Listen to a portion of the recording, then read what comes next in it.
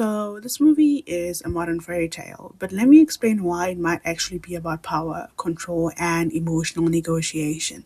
So, imagine this: you are living your life, not perfect, not terrible, just surviving. You figured out your rhythm, your rules, your way of getting by.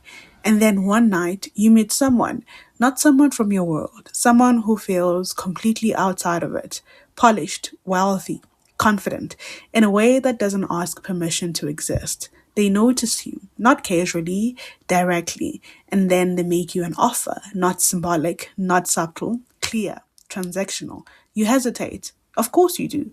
But there's something about the way they present it, calm, assured, like this is normal, like this is just how their world works. And before you fully unpack what it means, you say yes.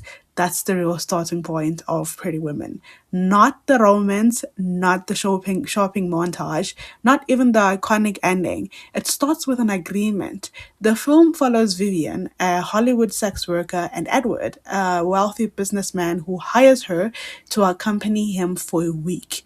On the surface, the movie is charming, a Cinderella story wrapped in designer clothes and grand gestures. It's easy to focus on that, the chemistry, the humor, the fantasy of being chosen. But if you slow it down, if you look past the surface, there's something more complicated happening underneath. Because this isn't just a love story, it's a relationship built on uneven ground. Edward has control financially, socially, emotionally, at least in the beginning. He sets the terms, he defines the structure, he decides how long this connection lasts. And Vivian, she enters that world on his conditions, and that's what makes their dynamic so interesting. Because at first, it doesn't feel uncomfortable, it feels exciting. There is a specific kind of connection that forms when two people come from completely different worlds. Curiosity, contrast, a sense of stepping into something new.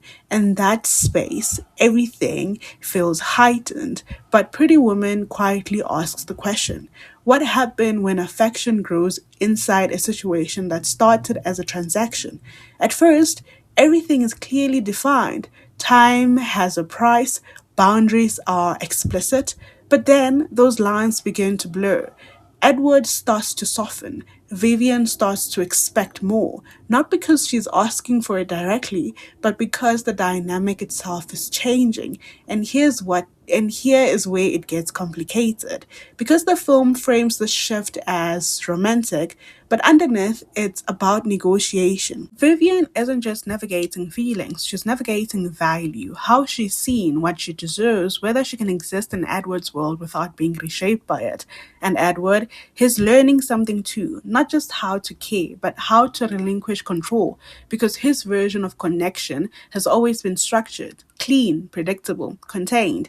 Vivian disrupts that. She doesn't fit neatly into his world, and that's what attracts him, what challenges him. There are small moments where this tension becomes visible: a comment that stings, a situation where Vivian is reminded she doesn't belong, a moment where the power imbalance isn't subtle anymore. It's obvious. And just like that, the fantasy flickers. Because this isn't just about being rescued, it's about whether someone can truly be seen as an equal in a dynamic that didn't start that way. And here's the thing about relationships built on imbalance: they don't suddenly become equal just because feelings are involved. They have to be redefined actively, intentionally, and that's where the film shifts again. Because now it's not about whether they like each other, it's about whether they can meet each other differently than they started. Vivian begins to push back. Not loudly, not dramatically, but clearly. She wants more than the original agreement, not just money, more respect, more agency, more say in how this connection exists. And Edward is faced with a choice: continue the agreement as it was, or change, actual change, not just in words, in behavior, in how he sees her, in how he shows up. And by the time the story reaches its final moments, the question isn't will they end up together? It's on what terms, because the real resolution isn't the grand gesture, it's the shift in power, the attempt, however imperfect, to move from transaction to something mutual. So when you look back at Pretty Woman, it's tempting to describe it as a rich man falls in love with a woman and changes her life. And technically, that's true. But underneath that, it's also about what happens when two people try to rewrite the rules of a relationship that was never equal to begin with.